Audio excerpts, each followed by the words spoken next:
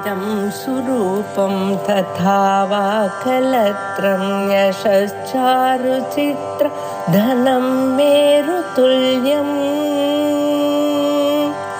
मनश्चेन लग्नं गुरोरङ्घ्रिपद्मे ततः किं ततः किं ततः किं ततः किम्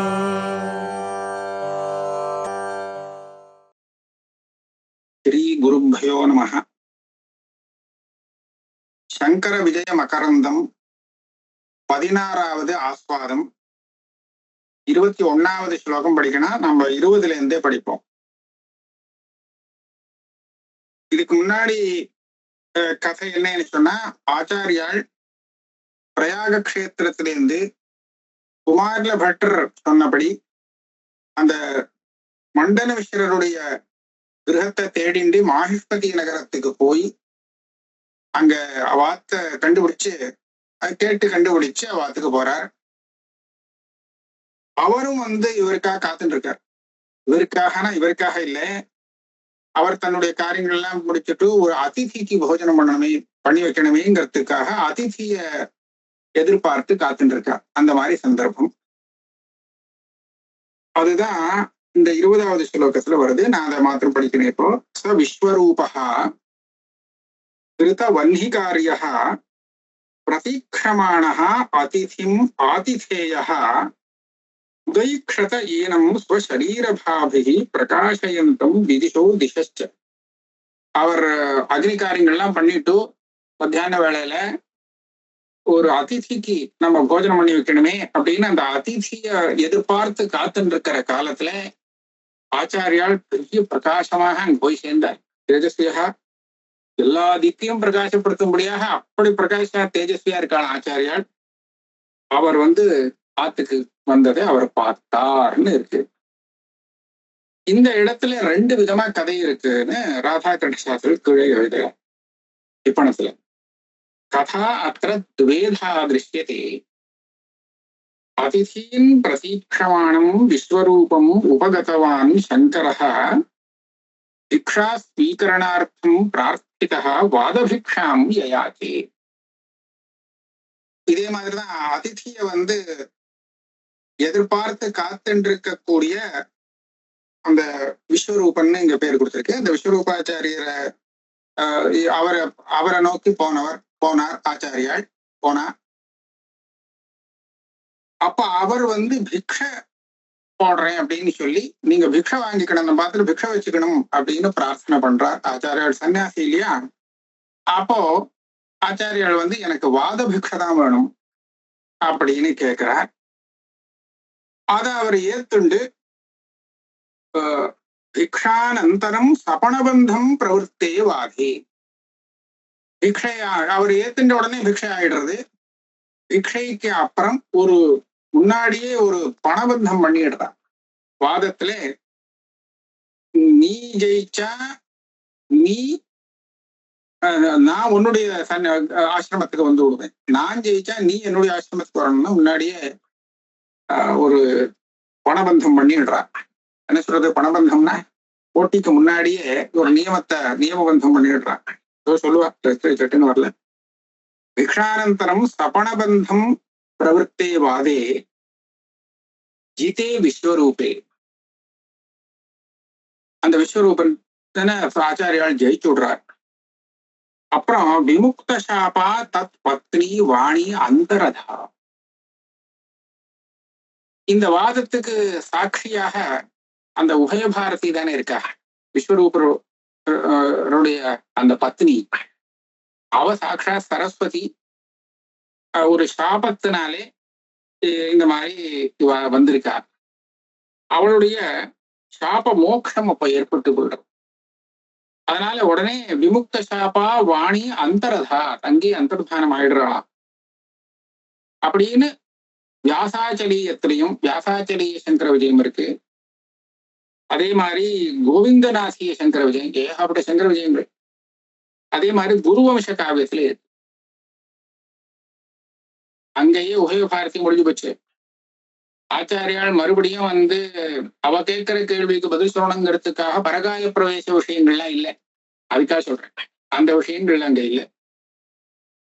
அதே சமயத்துல ஆனந்தகிரிய மாதவிய சித்விலாசி யாதவ், அதாவது ஆனந்தகிரி பண்ணின சங்கர விஜயம், வியாசாச்சரிய சங்கர விஜயம், வியாச இல்ல மாதவிய சங்கர விஜயம், சித்விலாசிய சங்கர விஜயம், இதுலெல்லாம் கதை எப்படி இருக்குன்னா, அன்னைக்கு அவாத்துல ஸ்ராத்தம், இவர் அதிதியை பார்த்து காத்துட்டு இருக்காருங்கிறது இல்லை. இவர் ஸ்ராத்தம் பண்ணிட்டு இருக்கார். ஜெய்மினி வியாசர் 2 பேரும் அங்க பிராமணாலா உட்கார்ந்துருக்கா. இல்ல கதவு தாப்பா போட்டிருக்கு. இவர் ஆகாச மார்க்கமா உள்ள வந்துட்டார், சன்னியாசி. அது பார்த்த உடனே அவருக்கு ரொம்ப கோபம் ஜாஸ்தியா போய் மண்டரமிஷருக்கு அவர் தப்பு தப்பா பேசுறார், கோபமா பேசுறார். அதுக்கப்புறம் வியாசரும் ஜெய்மினியும் அவரை சமாதானப்படுத்தி, யதிகளுக்கும் இங்க ஒரு ஸ்தானம் உண்டு, ஆகையால அவரையும் வரிச்சு நீ ஸ்ராத்தத்துல சேர்த்து அப்படின்னு சொல்றார். யத்தியாரோ ஆராதனமும் பண்ண வேண்டியதுதான் அப்படின்னு. அப்போ அந்த கோபம் சாந்தம் ஆயிடுறது. அதுக்கப்புறம் ஆச்சாரியர்கள் எனக்கு வாதபிக்ஷ வேணும் அப்படின்னு கேட்கிறார். வாதபிக்ஷையில வாதத்துல ஜெயிச்சதுக்கு அப்புறம் உபயபாரதி அவ மறுபடியும் வாதம் பண்றா ஆச்சாரியாளோட. அப்ப அவ சில கேள்விகள் காமசாஸ்திரத்தை பத்தி கேட்கும் போது ஆச்சாரியாளால பதில் சொல்ல முடியல. ஏன்னா இந்த இதுல விஷயம் தெரியாது. அதனால பரகாய பிரவேசம் பண்ணி அந்த ராஜாவுடைய சரீரத்துல இருந்து அங்க அந்த விஷயங்களை காமசாஸ்திரங்கள்லாம் அத்தியனம் பண்ணி புரிஞ்சுண்டு திரும்பி இந்த அவ கேட்ட கேள்விகளுக்கெல்லாம் பதில் சொல்லி ஜெயத்தை அடைகிறா. அதுக்கப்புறம் அந்த உபயபாரதி அம்பாள் தானே சரஸ்வதி, அவருடைய அனுகிரகம் கிடைக்கிறது அப்படின்னு கதை இருக்கு. நம்ம இந்த புஸ்தகத்துல, அதாவது இந்த சங்கர விஜய மகரந்தத்துல முதல் விதம் இருக்கே, அந்த கதையைத்தான் நான் எடுத்துக்கிறேன் அப்படின்னு சொல்லியிருக்கார் இவர். அவர் ஆச்சாரியாளுடைய பரகாய பிரவேசம் அந்த கதையை எடுத்துக்கல. இங்கே மண்டன மிஸ்ரரோடு வாதம் நடந்து ஜெயிச்ச உடனே உபயபாரதியோட வாதமே இல்லை. உபயபாரதிக்கு சாப மோட்சம் ஏற்பட்டு அங்கேயே அந்தர்தானமாகிறா அப்படிங்கிற இந்த கதையைத்தான் எடுத்துட்டு இருக்காங்க. இது ஏன் அப்படி அப்படின்னு கேட்டா, அதுல என்ன சொல்றாருன்னா, இந்த விஸ்வரூபன் அந்த ஆச்சாரியால முதல்ல நிந்திக்கிறானோ, நிந்திக்கும் போது ஒரு சில ஸ்லோகங்கள் மாதவிய சங்கர விஜயத்துல இருக்கு. அதாவது கந்தாம் வகதி துர்புத்தே ராசபேனாபி துர்வகாம் சிகா யஜ்னோபவீதாபியாம் கஸ்தே பாரோ பவிஷ்யதி. துர்புத்தியே, நீ கீழ துணி மூட்டைய சுமக்கிற, ஒரு குடுமி வச்சுட்டா உனக்கு என்ன பெரிய பாரம் ஆயிடும், ஒரு யஜ்னோபவீதத்தினால என்ன பெரிய பாரமாகும், கழுதை தூக்க முடியாத அளவுக்கு பாரத்தை தூக்கிட்டு போறியே அப்படின்னு கேட்கிறாரா. ஆச்சாரியால் அதுக்கு பதில் சொல்றார், எனக்கு பாரம் இல்லப்பா, ஸ்ருதிக்கு பாரம் ஆயிடும் அப்படின்னு பதில் சொல்றாருன்னு அந்த மாதிரிலாம் வருது. ஆனா ஆனந்தானுபவாச்சாரியர் அப்படிங்கிறவர் நியாய ரத்ன தீபாவளின்னு ஒரு புஸ்தகம் எழுதிட்டார். அவர் கதை சொல்றதுக்காக புஸ்தகம் எழுதல, ஆனா சாஸ்திரம் வாத கிரந்தம். அந்த வாத கிரந்தத்துல இந்த கந்தாம்பதி துர்புத்தே இதெல்லாம் அந்த பாஸ்கரன் சொன்னதாக எடுத்துட்டு இருக்க. வேதாபேதவாதி பாஸ்கராக ஒருத்தர் இருந்திருக்கார். அவனாக்கா கந்தாம்பதி துர்புத்தே சொன்னதே அப்படின்னு அவர் சொல்றார். அப்படின்னா மாதவிய சங்கர விஜயத்துல சொன்னபடி அந்த விஸ்வரூபை சொன்னதாக இருக்க முடியாது இல்லையா இந்த ஸ்லோகம். அதனால கொஞ்சம் சந்தேகமா இருக்கு. அதாவது அவ அந்த பாஸ்கரவதானியா எப்படின்னு கேட்டா, அவளுக்கு திரிதண்ட கிரகணம் இருக்கு, சிகா யஜ்னோபவீதம் அவளுடைய சன்னியாசத்திலே அதெல்லாம் உண்டு. ஏகதண்ட கிரகணம் இந்த நம்ம பரமஹம்ச சன்னியாசம் அதுலத்தான் சிகா யஜ்னோபவீதம் கிடையாது. அதை நிந்திக்கிறாவா, அது கூடாது, அது தப்பு அப்படின்னு. அதனால அந்த மதத்தை இவர் வந்து சொன்னதுனால இது சந்தேகமா இருக்கு. இது வந்து மண்டன மிஸ்ரர் சொன்ன விஷயமா ஆச்சாரியாவை பார்த்து கேட்டதா இல்லே பாஸ்கரன் சொன்னதா? பாஸ்கரன் வந்து ஆச்சாரியாளுக்கு முன்னாடி இல்ல, முன்னாடி இல்ல, பின்னாடிதான். ஆனா பாமதிக்காரருக்கு முன்னாடி வந்தது. ஏன்னா இந்த பாஸ்கரன் வந்து ஆச்சாரியால் பண்ணின அந்த அபிப்பிராயத்தை கண்டிக்கிறதுக்காகவே பாஷ்யம் எழுதுறேன்னு பிரதிஜை பண்ணி பிரம்மசூத்திர பாஷ்யம் எழுதிட்டேன். ஆமா, பிரம்மசூத்திர பாஸ்கர பாஷ்யம் அப்படிங்கிறது இருக்கு. அதனால இப்ப மண்டன மிஸ்ரர்னா இப்ப ஆச்சாரியாலோட வாதம் பண்றவரானா இருக்கா? நேரடியா வாதம் பண்றவா? ஆச்சாரியால கண்டிச்சு புஸ்தகம் எழுதுறவரா இல்ல, நேர வாதம் பண்ணி ஜெயிக்கிறதுக்காக பாக்குறாரு, தோத்து போய் சன்னியாசம் வாங்கிக்கிறார். அந்த மாதிரி இருக்கு. பாஸ்கரன் அப்படி இல்லை. அந்த மாதிரிலாம் இருக்கு. இன்னும் கூட சில விஷயங்கள்லாம் அந்த இதுல இருந்து தெரிகிறது. அதுல என்ன தெரிகிறதுனா, பிரசித்த ஆப்தவாக்கியை விஸ்வரூப பிரபாகர குரு மண்டன வாசஸ்பதி சுச்சரித மிஸ்ரைஹி சிஷ்டாகிரணிபிஹி பரிகிரஹீதஸ்ய கதம் துவேஷமோகாபியாம் வினா அபலாப சம்பவா அப்படின்னு அதே ஆனந்தானுபவாச்சாரியர் கேட்க. அதாவது பிரபாகரன் சொல்றார், விஸ்வரூபம் ஒத்துன்னு இருக்கார். விஸ்வரூபம்னா இந்த விஸ்வரூபம் தானே. மண்டனர் ஒத்துன்னு இருக்கார், வாசஸ்பதி ஒத்துன்னு இருக்கார். ஏகதண்டி சந்நியாசம், திகாயஜோபவீதம் இல்லாத சன்னியாசத்தை அவா ஒத்துன்னு இருக்கா. நீ எப்படி அதை இல்லைன்னு சொல்ல முடியும் அப்படின்னு பாஸ்கரன் பார்த்துக்க.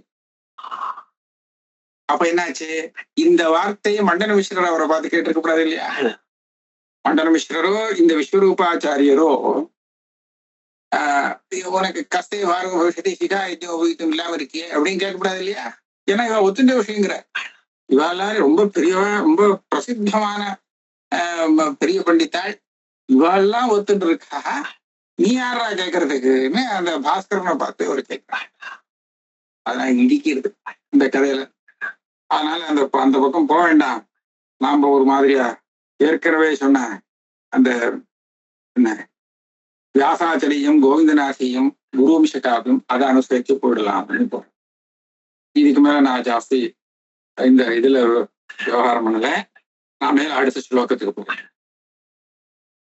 ச பிக்ஷவே அதிருஷ்டச்சராய தஸ்மை சங்கல்பிய பிக்ஷாம் பதயோ ரமுஷ்ய சிக்ஷேப புஷ்பம் சரணாவனீஜத் தத் பாதசா ஆத்மானம் அசிஞ்சத அத்தா.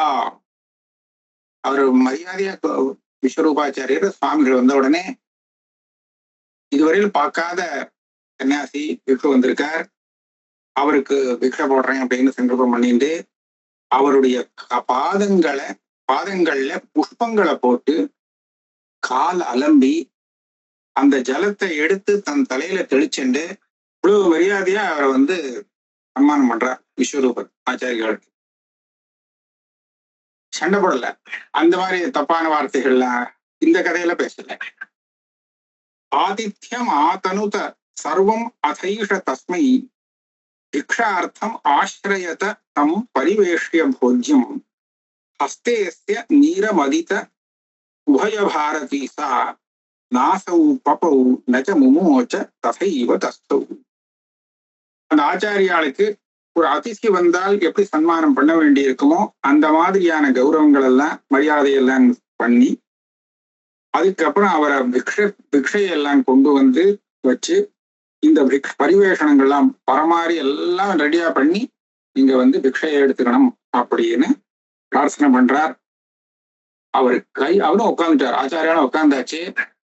கையில ஜலமும் ஆபோஷனம் அதுவும் போட்டாச்சு. ஹஸ்தே நீரம் அதீத. யாரு போட்டா? உபய பாரதி அம்மா வந்து போடுறா. ஆனா ஆச்சாரியால் அந்த ஜலத்தை உள்ள பிராசனமும் பண்ணலே, குடிக்கவும் இல்லை, வேண்டான்னு கொட்டவும் இல்லை, அப்படின்னு இருக்கிறார். நாசவு பப்பவு நச்ச முமோச்ச தசை இவ தஸ்தவு. கையில விட்ட அந்த இதை ஆச்சமனமும் பண்ணல, குடிக்கவும் இல்லை, பிழியும் விடல, அப்படியே நிற்கிறார். உடனே இவருக்கு சந்தேகம் வந்து என்ன நினைக்கிறார் ஆச்சாரியால், என்ன சொல்றா, ஒன்னும் பேசாம இருக்காரு. கிங் காரணம் விதி விஷங்கித விஸ்வரூபா பப்ரச்சதம் எதி கரோஷி மயாத வாதம் சம்யக் ஜயாவதி ததைவ சமாததீய ஹஸ்தாம்பஹ இத்யுதித ஆசு தத் அபியுபாகா. என்ன காரணம்?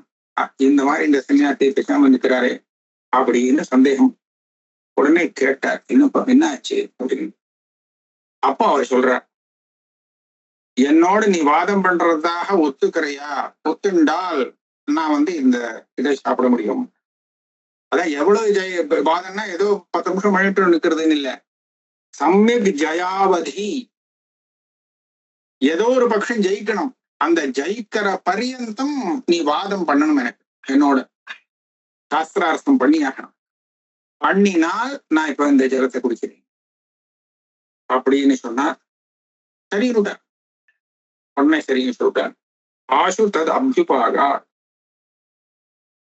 அதுக்குள்ள ஒரு முன்னாடியே ஒரு நியம பந்தத்தை பண்ணிடுறார். என்னன்னா, ஜைத்ராசிரமேன்னு இருக்கு. ஜேத்ராசிரமாபியுபகமே பணபந்த பாஜவு சாட்சியே விதாய வனிதாஞ்ச கிரோவதாரம் ஆரம்பிய புக்தி சமனந்தர காலமேவ மீமாம்சயோஹோ அதுருதாம் விபுதௌ விவாதம்.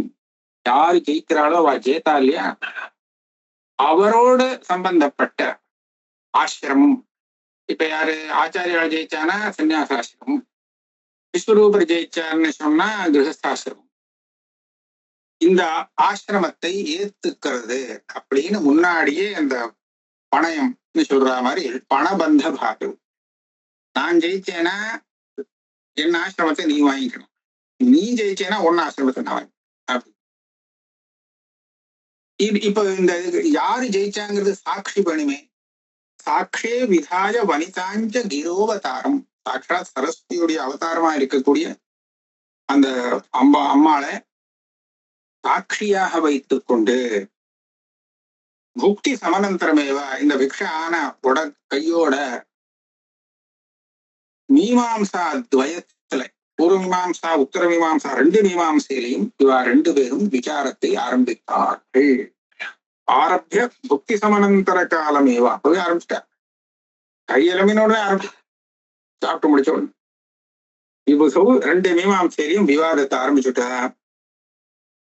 பிரம்மைகம் பரமார்த்த சத் சித் அமலம் விஸ்வ பிரபஞ்சாத்மனா சுக்தி ரூபிய பராத்மனேவ பகுலா ஞானாவிருத்தம் பாசதே தஜ்ஞானாத் நிகில பிரபஞ்ச விலயாத் ஸ்வாத்மன்யவஸ்தா பரம் நிர்வாணம் ஜனிமுக்தம் அபிபகதம் மானம் ஸ்ருதேர் மஸ்தகம்.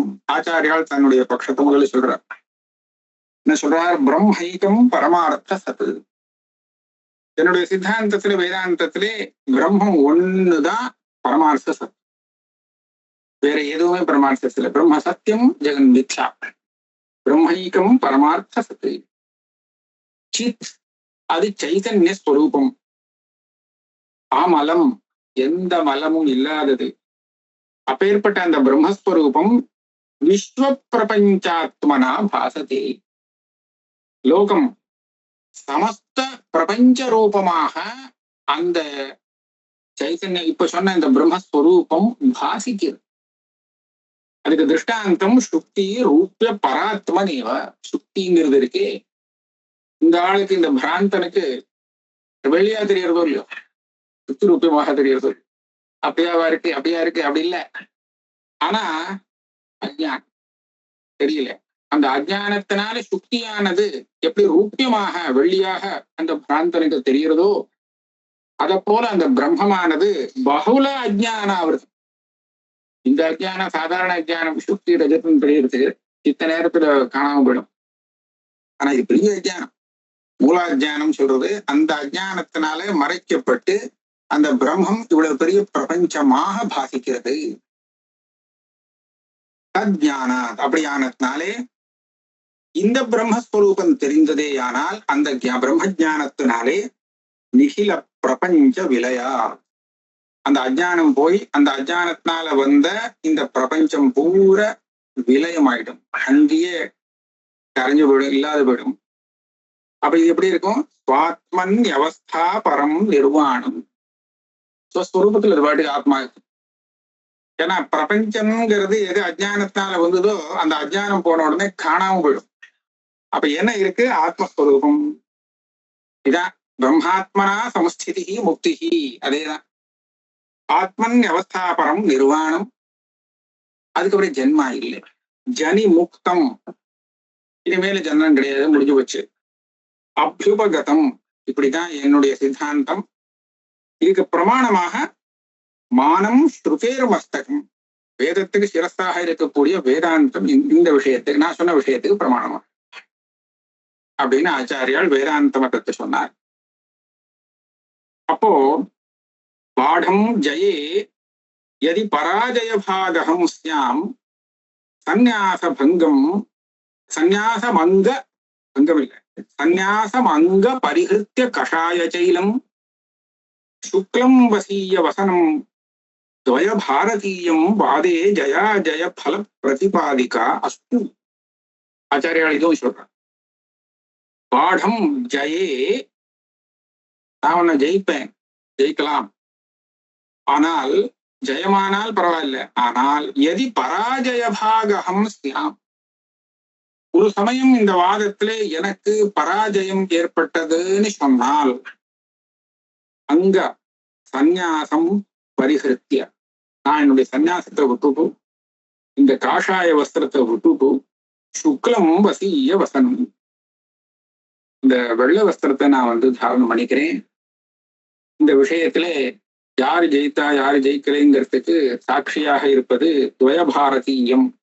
இந்த உபயபாரதி நம்மளுடைய ஜயாஜய பலத்தை சொல்லக்கூடிய ஒரு சபாபதியாக நிர்ணயம் பண்ணக்கூடிய மத்தியஸ்தாயாக இருக்கட்டும் அப்படின்னு சொன்னான். இத்தம் பிரதிஜாம் கிருதவதி உதாராம் ஸ்ரீசங்கரே பிக்ஷுவரே ஸ்வகீயாம் ச விஸ்வரூபா கிரகமிதி வர்யா சக்கரே பிரதிஜாம் ஸ்வமத பிரதிஷ்டாம். சங்கரர் இப்படி ஒரு பயங்கரமான பிரதிஜை பண்ணிவிட்டார். பெரிய பிரதிஜை, இது சாதாரண விஷயம். இத பண்ணிட்டார். இவரும் அதுக்கு பதிலுக்கு ஒரு பிரதிஜை பண்ணணுமே. உடனே கிரகமேதி வரியா, இவர் கிரகஸ்தர்ன உத்தமமானவர், அவரும் தன்னுடைய மதத்தை அனுசரித்து ஒரு பிரதிஜை பண்றாரா. என்ன பண்றார்? அவர் சொன்னதுக்கு அப்படியே நேர் விபரீதமா போகுது. வேதாந்தாக ந பிரமாணம் சிதி வபுஷி பதே தத்ர சங்கத்யயோகா பூர்வோபாக பிரமாணம் பதச்சய கமிதே காரியவஸ்துன்யசேஷே சப்தானாம் காரியமாத்திரம் பிரதி சமதிகதா சக்தி அபியுன்னதானாம் கர்மபியோ முக்தி இஷ்டா ததிஹ தனுபிருதாம் ஆயுஷஸ்யாத் சமாப்தே. நான் என்னுடைய சித்தாந்தத்தை முதல்ல சொல்லிவிடுறேன். அதுல நான் தோத்து போறேன்னு சொன்னா நான் சன்னியாசம் வாங்கிட்டு போறேன்னு சொல்ல போறேன். இவருடைய சித்தாந்தம் என்ன? வேதாந்தாக ந பிரமாணம் சிதி வபுஷி பதே.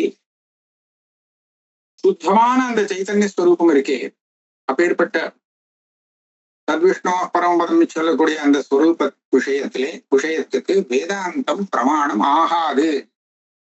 வேதாந்தம் அவங்க சொல்லல. ஏன் அப்படின்னு கேட்டா தத்ர சங்கத்யயோகா. ஏன்னா வேதம்னு சொல்லிட்டு அது விதியா இருக்கணும், நிஷேதமா இருக்கணும். விதி நிஷேத ரூபமா இதை செய்யாதேன்னு சொல்லக்கூடியதுதான் வேதம். அது இல்லாம இது ஒரு ஸ்வரூபத்தை காண்பிச்சு கொடுக்கறது, கதை சொல்றதுக்காக வேற. அதனாலே சக்தி கிரகம் எப்படி வருதுன்னு பார்க்கணும். ஒரு பதார்த்தத்தை தெரிஞ்சுக்கும் போது முதல்ல நான் எப்படி ஒரு பதத்துக்கு அர்த்தம் தெரிஞ்சுக்கிறது ஒரு குழந்தை அப்படின்னு கேட்டோம்னா மற்றவாளுடைய விவகாரத்தை பார்த்துதான் தெரிஞ்சுக்கிறேன். என்ன மாதிரியான விவகாரத்தை பார்த்து தெரிஞ்சுக்கிறது? ஒருத்தன் சொல்றான், நீ இதை செய் காமானைய அப்படின்னு பெரியவன் சொல்றான். உடனே அந்த சின்னவைய வேலையை செய்யறான்.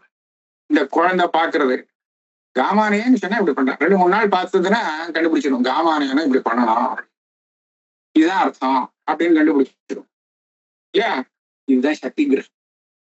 ஆக சும்மா அவ ஏதோ கதை பேசின்றதா ஏதாவது கண்டுபிடிக்க முடியுமா? இந்த மாதிரி பண்ணுன்னு ஒரு விதிவாக்கியம் இருந்தால் இவன் அந்த காரியத்தை பண்றதை பார்த்து ஆஹா இதுதான் அவன் சொல்லியிருக்கான் அப்படின்னு கண்டுபிடிக்கிறதுக்கு ஒரு அடையாளம் இருக்கு. ஏதோ அந்த ஊர்ல அப்படி நடந்தது இப்படி நடந்ததுன்னு பேசினது தான் குழந்தைக்கு ஒண்ணும் தெரியாது, கண்டுபிடிக்கிறது வழி இல்லை. அதான் காரியபரமாக இருக்கிற வாக்கியத்துலதான் சக்தி கிரகம், அந்த பதபதார்த்த சம்பந்த ஜானமே ஏற்படும்.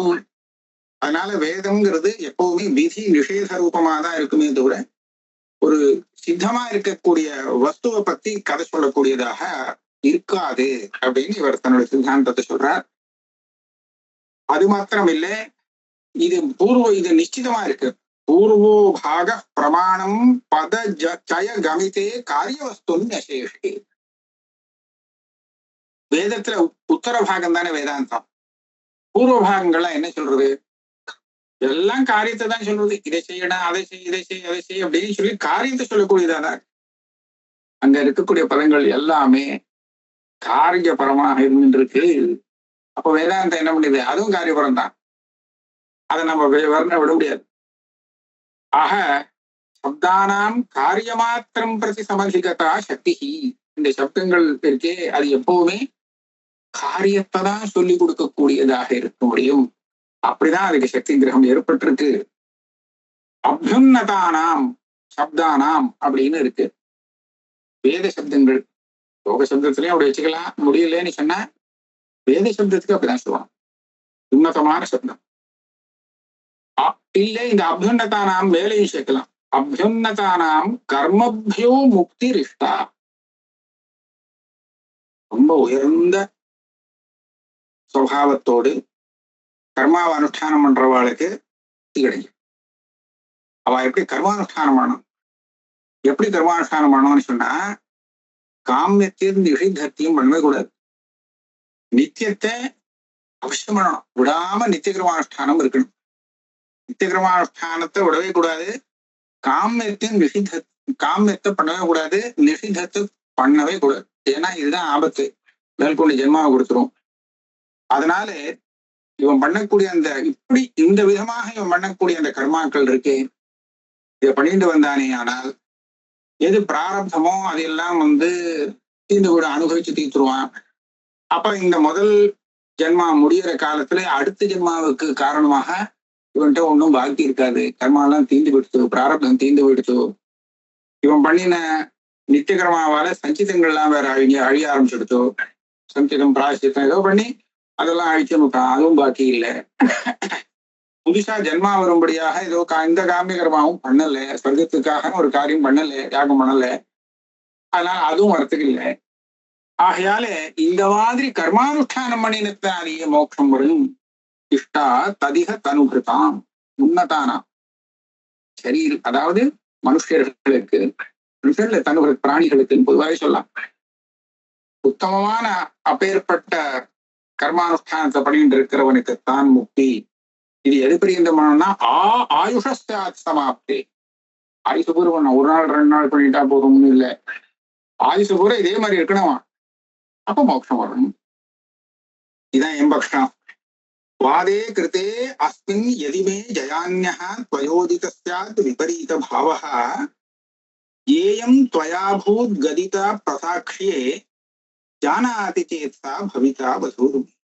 இந்த வாதத்திலே எனக்கு ஜெயம் கிடைக்கல, பராஜயம் ஏற்பட்டது அப்படின்னு சொன்னால் நீ சொன்ன மாதிரியே எனக்கும் அந்த விபரீத பாவம் ஆகும். நான் இப்ப கிரகஸ்தனா இருக்கேன் இல்லையா, நான் சன்னியாசாசிரமத்தை ஏத்துண்டு கிரகஸ்த பாவத்தை விட்டுட்டு கிரகஸ்தத்தை அந்த கார்கஸ்யத்தை துறந்து ஒன்று சிஷ்யனா போய் சன்னியாசியா இந்த விஷயத்துக்கு சாட்சியாக யார் இருக்குன்னா நீ சொன்னியே இந்த உபய பாரதி, இவளே இந்த வாதத்துக்கு சாட்சியாக இருக்கட்டும் அப்படின்னு சொன்னார்.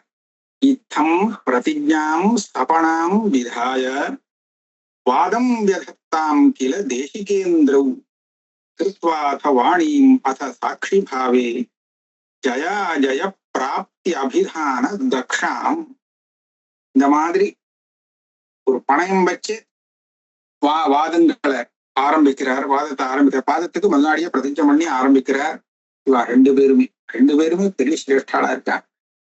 தேசிகேந்திரவும் இவரும் பெரிய யதி சிரேஷ்டர் தேசிகேந்திரர். அவரும் எத்தனையோ அவருடைய பாடசாலையில கிளி முதற்கண்டு சாஸ்திர அர்த்தம் பண்ணிட்டு இருக்கு. அப்படின்னா அவர் எவ்வளவு பெரிய தேசிகேந்திரன் இல்லையா? 2 பேரும் ஆரம்பிச்சாலாம்.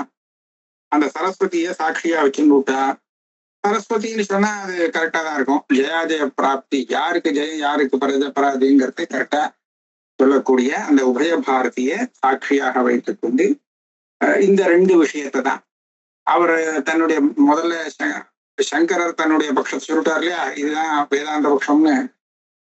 அது சரியில்லை, அப்படி இந்த மாதிரிதான் என்னுடைய பட்சம்னு சொல்லி இவர் ஆரம்பிச்சுட்டாரா. இந்த 2 பட்சத்துல எது சரி எது தப்பு அப்படிங்கிறத நிர்ணயம் பண்றதுக்காக வாதம் ஆரம்பித்தது. 30 ஸ்லோகம் ஆயிடுச்சு. நான் இன்னைக்கு இதோட இதை வச்சுக்கிறேன்.